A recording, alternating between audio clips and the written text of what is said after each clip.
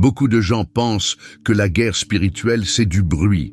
Ils pensent que la puissance spirituelle se mesure au volume de la voix, à la transpiration pendant la prière ou à la complexité des mots utilisés. Mais je dois être honnête avec vous, dès maintenant. Ce n'est pas ce qui effraie le monde des ténèbres. Pendant les années où j'ai servi l'autre côté, où j'ai opéré dans les profondeurs de la sorcellerie et de l'occultisme, il y avait une vérité que nous connaissions tous, mais que l'Église semble souvent oublier. Le monde spirituel ne réagit pas à vos émotions. Il ne réagit pas à vos cris. Il réagit à votre position.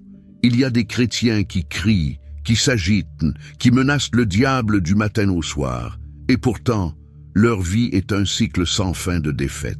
Et il y en a d'autres, plus silencieux, plus calmes, qui lorsqu'ils entrent dans une pièce, l'atmosphère change instantanément. Les démons reculent, non pas parce qu'ils ont élevé la voix, mais parce qu'ils ont activé quelque chose d'invisible. C'est de cela que nous allons parler aujourd'hui. Je ne suis pas ici pour vous raconter des histoires, pour vous faire peur. Je suis ici pour vous donner une instruction militaire. Je vais vous révéler les 5 dons spirituels que les ténèbres redoutent le plus. Ce ne sont pas nécessairement les dons les plus spectaculaires aux yeux des hommes. Ce ne sont pas ceux qui vous rendront célèbres sur Internet, mais ce sont ceux qui vous rendront intouchables dans le monde spirituel. Aujourd'hui, vous allez apprendre comment fermer les portes que vous avez laissées ouvertes sans le savoir. Vous allez découvrir pourquoi certaines de vos prières semblent frapper un plafond de verre. Et surtout, je vais vous remettre les clés pour qu'à la fin de cette vidéo, vous ne soyez plus une proie, mais une terreur pour le camp ennemi. Avant d'entrer dans ce contenu dense et vital, je vous demande une chose simple.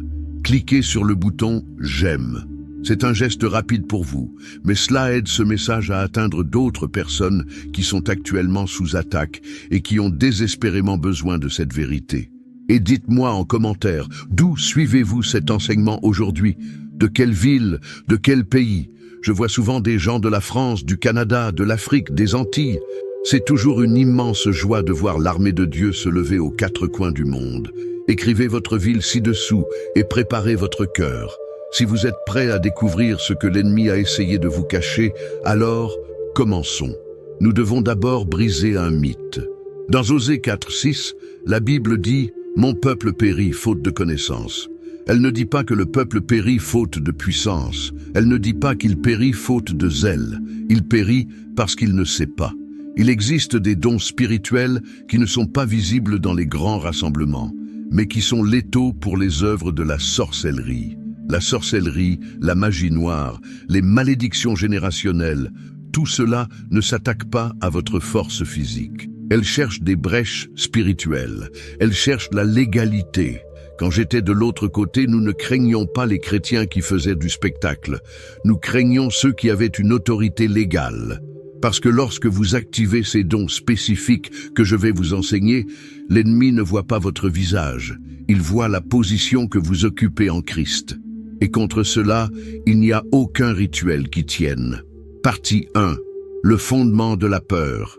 Pourquoi ils ont peur? Pourquoi les ténèbres tremblent-elles devant certains dons et pas devant d'autres? Pour comprendre cela, il faut comprendre la nature même du monde spirituel. Le monde spirituel est un tribunal. Tout fonctionne par des lois, des décrets et des droits légaux.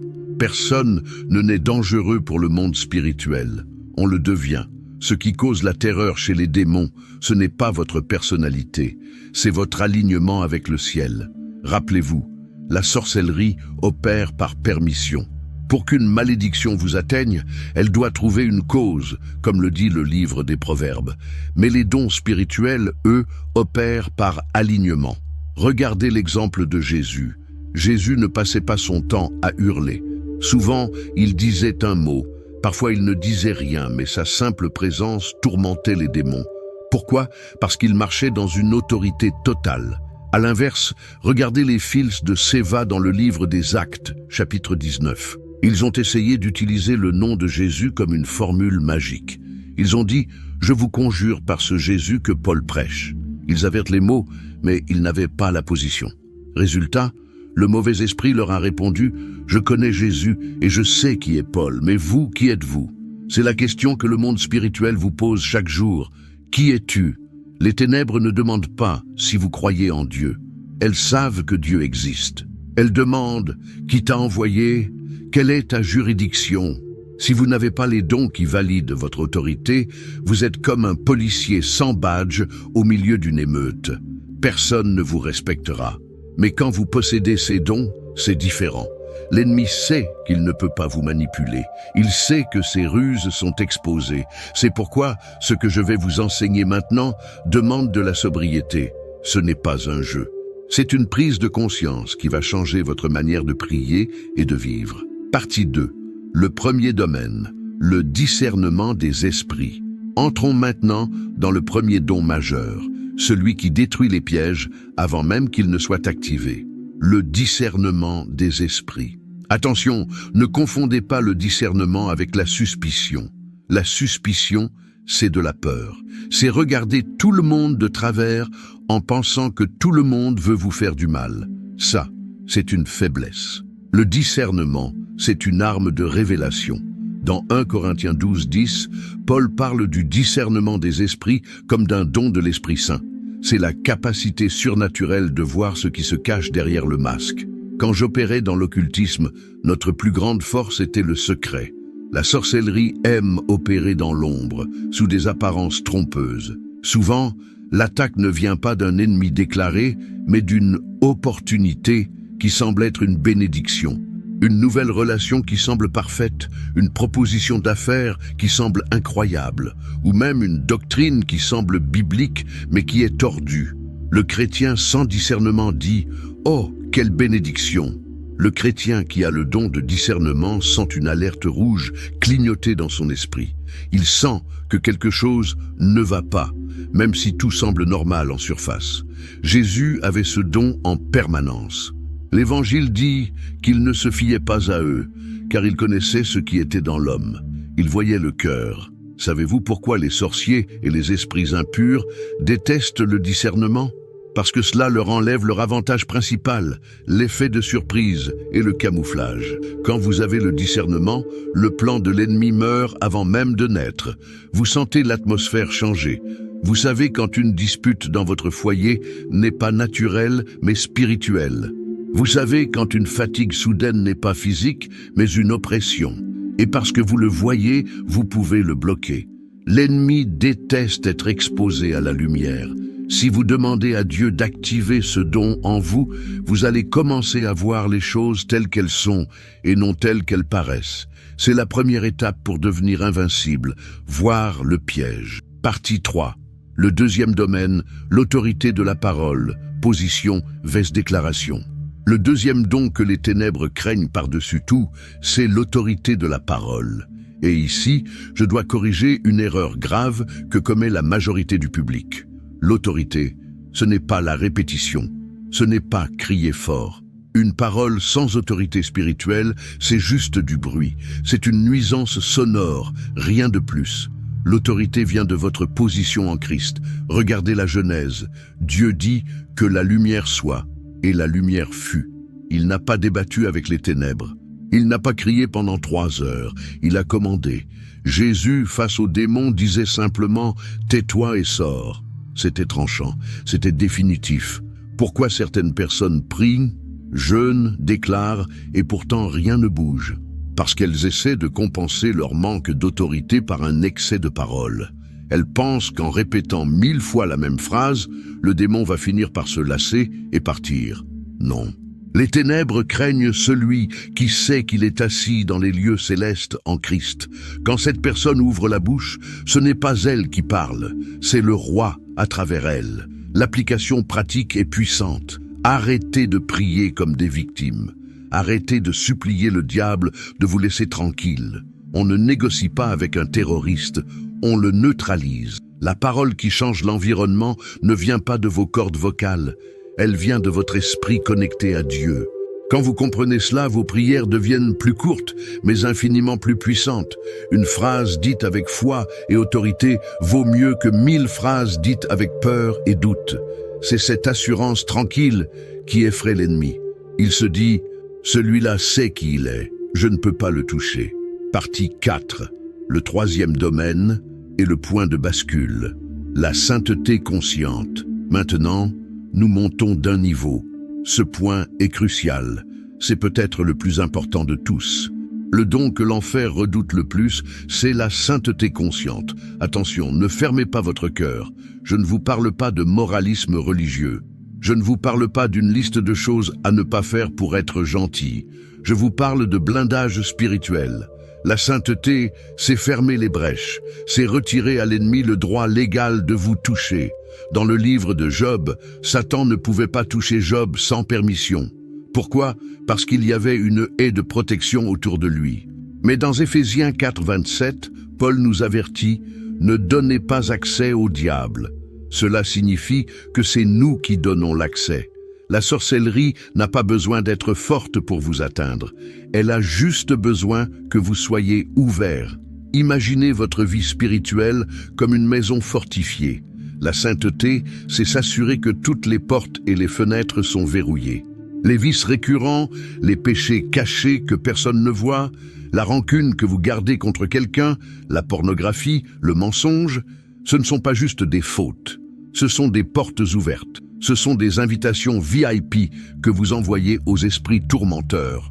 Quand un sorcier essaie d'atteindre un chrétien qui marche dans la sainteté consciente, il se heurte à un mur de feu. Il ne trouve pas de prise. Jésus a dit « Le prince de ce monde vient et il n'a rien en moi ». Il n'y avait rien en Jésus qui appartenait au diable. C'est cela que vous devez viser. Pas la perfection humaine, mais une conscience rapide qui dit « Seigneur, si j'ai ouvert une porte, je la ferme maintenant par le sang de Jésus. » Laissez-moi vous raconter une histoire pour illustrer cela, une situation que j'ai vue se répéter bien trop souvent. Il y avait une personne, appelons-la Marc. Marc était un homme bon. Il allait à l'église. Il aimait Dieu.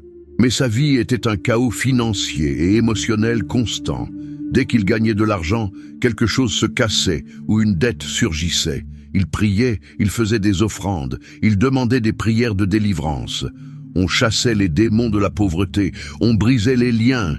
Ça allait mieux 2 semaines, puis ça recommençait. Marc pensait qu'il était victime d'une sorcellerie très puissante. Mais la vérité était ailleurs. Marc avait une petite habitude secrète, un péché qu'il tolérait dans sa vie, pensant que Dieu comprendrait. Il gardait une rancune féroce contre son père et il entretenait des conversations impures en ligne. Le tournant n'a pas eu lieu lors d'une séance d'exorcisme spectaculaire. Le tournant a eu lieu le jour où Marc a compris le principe de la légalité. Il s'est mis à genoux dans sa chambre, non pas pour crier contre le diable, mais pour se repentir devant Dieu. Il a pardonné à son père. Il a coupé ses connexions impures. Il a fermé la brèche. Savez-vous ce qui s'est passé? Les attaques ont cessé, sans qu'il ait besoin de crier. Pourquoi? Parce que lorsque la porte est fermée, le courant d'air s'arrête. L'ennemi n'avait plus le droit légal de toucher ses finances. Ce n'était pas un problème de puissance, c'était un problème de permission. La sainteté ferme la porte que le diable utilisait pour entrer. Partie 5. Le 4e domaine, la persévérance spirituelle. Le 4e don est celui qui gagne la guerre par l'usure, la persévérance spirituelle. Voici un secret du royaume des ténèbres. Il compte sur votre abandon. Beaucoup d'attaques ne sont pas conçues pour vous détruire d'un seul coup, mais pour vous épuiser. L'ennemi veut vous fatiguer jusqu'à ce que vous disiez « à quoi bon ?» Ça ne marche pas. Dans le livre de Daniel, chapitre 10, l'ange a été retenu pendant 21 jours par le prince de Perse. Imaginez si Daniel avait arrêté de prier au bout du 20e jour, il n'aurait jamais reçu la réponse. La persévérance est une arme offensive. Quand vous continuez à prier, à croire et à rester debout alors que tout va mal, vous envoyez une onde de choc dans le monde spirituel. Vous dites à l'ennemi « je ne bougerai pas ». Il y a une différence entre commencer et finir. Beaucoup de chrétiens commencent avec feu, mais dès que la résistance arrive, ils s'éteignent. Le diable n'a pas peur de ceux qui commencent. Il a peur de ceux qui n'abandonnent jamais. Galates 6, 9 nous dit « Ne nous lassons pas de faire le bien, car nous moissonnerons au temps convenable, si nous ne nous relâchons pas. Le ciel travaille par l'égalité, mais les ténèbres travaillent par usure. Si vous tenez bon un jour de plus que l'ennemi, vous avez gagné. La persévérance est le don qui brise la résistance. C'est le don qui dit « Mon Dieu est plus fidèle que mes problèmes ne sont tenaces ». Partie 6, le 5e domaine, la connaissance spirituelle. Enfin, le 5e don, celui qui scelle votre victoire, la connaissance spirituelle. Je ne parle pas d'avoir un gros cerveau ou de connaître la Bible par cœur comme un livre d'histoire. Je parle de la révélation, la connaissance appliquée. L'ignorance est la nourriture de la sorcellerie. La peur naît de l'inconnu. Quand vous ne savez pas ce qui se passe, vous paniquez. Et quand vous paniquez, vous faites des erreurs. Mais celui qui a la connaissance devient inatteignable.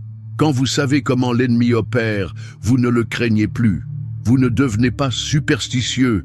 Vous n'avez pas peur parce qu'un chat noir a traversé la rue ou parce que vous avez fait un cauchemar. Vous savez que ces choses n'ont aucun pouvoir sur vous tant que vous êtes en Christ. La connaissance vous donne la stabilité. Elle vous empêche de courir après chaque nouveau prophète à la mode pour chercher une solution miracle. Vous savez que la solution est en vous, par le Saint-Esprit. Les ténèbres détestent un chrétien instruit, un chrétien qui connaît ses droits, qui connaît la puissance du sang de Jésus et qui comprend les lois spirituelles. Contre une telle personne, le mensonge ne fonctionne plus. Et quand le mensonge ne fonctionne plus, le diable perd son pouvoir. Comme je l'ai dit au début, mon peuple périt faute de connaissance. L'inverse est donc vrai. Mon peuple triomphe par la connaissance. Partie 7. Conclusion et appel à l'action. Regardez ce que nous avons couvert aujourd'hui. Le discernement, l'autorité, la sainteté, la persévérance et la connaissance. Aucun de ces dons ne nécessite que vous soyez une superstar. Aucun ne demande que vous ayez un micro ou une estrade. Ce sont des dons de l'intimité. Ce sont des armes silencieuses. Le message final est celui-ci. Le monde spirituel respecte ceux qui savent où ils marchent. Ces dons ne vous rendront peut-être pas célèbres aux yeux des hommes, mais ils vous rendront redoutables face à l'enfer. Ils font de vous quelqu'un d'intouchable. Je vous invite aujourd'hui à réfléchir. Où en êtes-vous? Avez-vous combattu avec du bruit ou avec de la position? Avez-vous laissé des brèches ouvertes? Il est temps d'ajuster votre vie spirituelle. Il est temps de chercher l'entendement plutôt que le spectacle. Je veux maintenant prier pour vous. Je veux sceller cet enseignement dans votre esprit. Où que vous soyez, si vous le pouvez, fermez les yeux un instant. Ne soyez pas spectateur de cette prière. Soyez participant. Recevez-la. Père éternel, au nom de Jésus-Christ, je présente devant toi chaque personne qui écoute ma voix en cet instant. Tu connais leur lutte, tu connais leur bataille silencieuse, celle qu'ils n'osent raconter à personne. Seigneur, nous ne venons pas avec arrogance, mais nous venons avec la légalité que nous donne le sang de Jésus. Je prie maintenant pour une activation surnaturelle de ces dons dans leur vie. Ouvre leurs yeux spirituels, Seigneur. Donne-leur ce discernement aiguisé pour voir les pièges de l'ennemi avant qu'ils n'arrivent. Restaure leur autorité. Que la peur quitte leur cœur, maintenant. Qu'ils réalisent qu'ils sont assis avec toi dans les lieux célestes, bien au-dessus de toute principauté. Je prie pour la grâce de la sainteté. Donne-leur la force de fermer les portes, de couper les liens toxiques, de renoncer aux péchés cachés qui drainent leur énergie. Que ton feu purificateur vienne sceller les brèches. Donne-leur la persévérance de Daniel pour ne jamais abandonner, même quand la nuit est longue. Et remplis-les de ta connaissance, cette lumière qui chasse toutes les ténèbres de l'ignorance. Je déclare sur leur vie un temps nouveau, un temps de victoire, non pas par la force ni par la puissance, mais par ton esprit. Que toute oppression tombe maintenant, que toute lourdeur disparaisse, qu'ils se lèvent de cet instant renouvelé, forts et conscients de leur identité. Je les bénis au nom puissant de Jésus. Amen. C'est fait, croyez-le. Maintenant, j'aimerais que vous fassiez un acte prophétique simple dans les commentaires. Ne laissez pas cette parole s'envoler. Écrivez ci-dessous cette déclaration de victoire. Je marche dans l'autorité et je ferme toute brèche au nom de Jésus. En l'écrivant, vous l'ancrez. Vous dites au monde spirituel que vous avez compris et que vous prenez position. Utilisez aussi les commentaires pour encourager quelqu'un d'autre. Si vous avez un témoignage, partagez-le. Soyez une lumière pour un frère ou une sœur qui lit les commentaires et qui a besoin d'espoir. Nous sommes une communauté, une armée. Si ce message vous a fortifié, assurez-vous d'être abonné à la chaîne et d'activer la cloche. Nous partageons ce genre de contenu profond régulièrement pour vous équiper. Et s'il vous plaît, partagez cette vidéo. Envoyez-la à un ami, un membre de la famille, quelqu'un qui souffre et qui a besoin de comprendre comment vaincre. Votre partage peut être la réponse à la prière de quelqu'un d'autre. Restez ferme, ne retournez pas en arrière. Vous avez les armes, vous avez la connaissance et vous avez le Christ. On se retrouve très bientôt pour le prochain enseignement. Que la paix de Dieu garde vos cœurs. À bientôt.